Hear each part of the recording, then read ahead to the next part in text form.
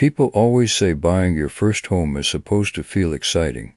For us, it felt like winning the lottery. My wife and I had been house hunting for almost a year.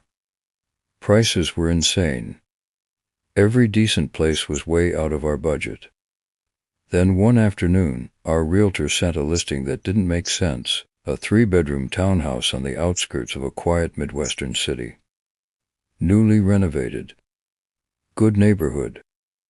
And the price, almost $40,000 below market value.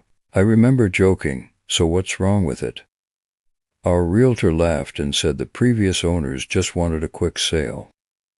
We should have asked more questions. We didn't. We toured the house the same day. Fresh paint, new flooring, updated kitchen. It didn't feel old or creepy. If anything, it felt empty. Like a hotel room no one had slept in yet. We signed the papers a week later. That was our first mistake. The first signs. The first month was quiet. Too quiet. No weird smells. No strange noises. Just small things I brushed off. Lights flickering.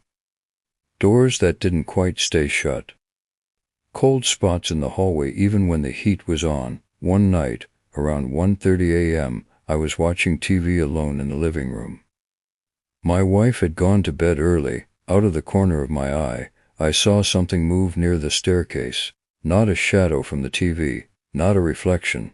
It moved against the light. When I turned my head, there was nothing there. I laughed it off. Told myself my eyes were tired. Then I heard it, a soft voice, right behind me, "Daddy." My stomach dropped. We didn't have kids. I stood up so fast I knocked over the coffee table. I checked every room.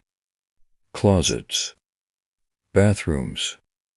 Basement. Nothing. When I finally got back to bed, my wife was sound asleep. She hadn't heard a thing. I didn't tell her. I wish I had. It got closer. A few weeks later, my wife called me at work, shaking. She said she was showering when she felt 2 hands shove her forward. Hard. Enough that she almost fell. She thought it was me messing with her. I wasn't home. That night, we talked about leaving. But we had just bought the place. Mortgage. Fees. Moving again wasn't an option, so we stayed. That's when other people started noticing things. Our neighbors stopped by to introduce themselves. Nice couple. Friendly. Normal. As they were leaving, the husband casually asked, "So, how old is your son?" We told him we didn't have one. He looked confused. He said he'd seen a little boy standing on our stairs earlier that evening. About 6 years old.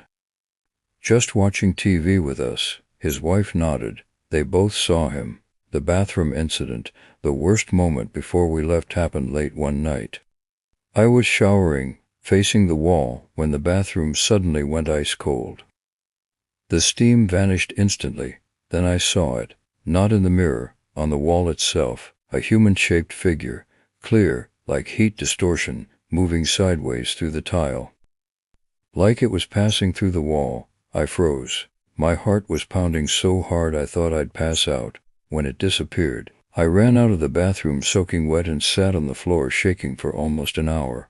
That was the first night we heard the door handle, twisting, slowly, over and over, from the outside. Our bedroom door was locked. The final night, the last night we spent there, still messes with my head. We went to bed early. Exhausted. Emotionally drained. When I reached for the TV remote in our bedroom, I noticed something was wrong. The screen was black.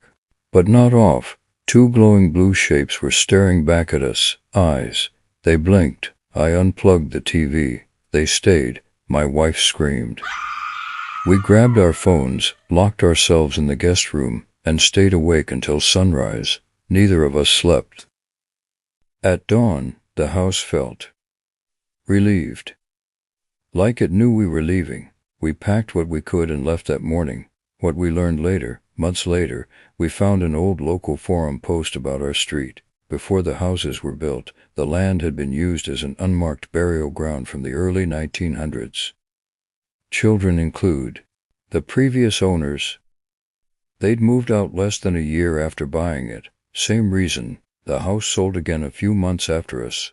Still discounted, still renovated. If you're listening to this and house hunting right now, don't just look at the price, look at the history, because sometimes a house is cheaper for a reason.